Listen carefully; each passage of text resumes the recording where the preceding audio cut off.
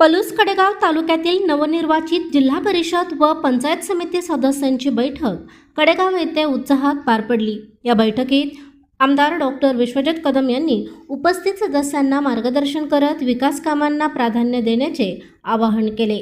नुकत्याच झालेल्या निवडणुकीत जनतेने दाखवलेला विश्वास हा केवळ विजयाचा आनंद नसून विकासासाठी दिलेली मोठी जबाबदारी आहे याची जाणीव सर्वांनी ठेवावी असे त्यांनी स्पष्ट सांगितले।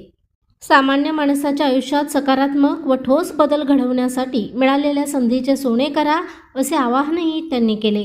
गावपातळीवर मूलभूत सुविधा, पाणीपुरवठा, रस्ते, शिक्षण, आरोग्य, महिला व युवक सक्षमीकरण या क्षेत्रात नियोजनबद्ध व परिणामकारक काम करणे ही काळाची गरज असल्याचे त्यांनी सांगितले।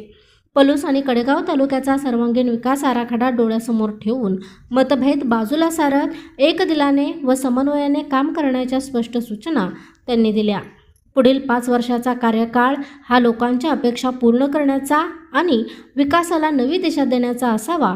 माझे नेहमीच सर्वांना सहकार्य राहील असे आश्वासनही डॉक्टर कदम यांनी यावेळी दिले। प्रशांत कांबळे, अग्रणी न्यूज, विटा।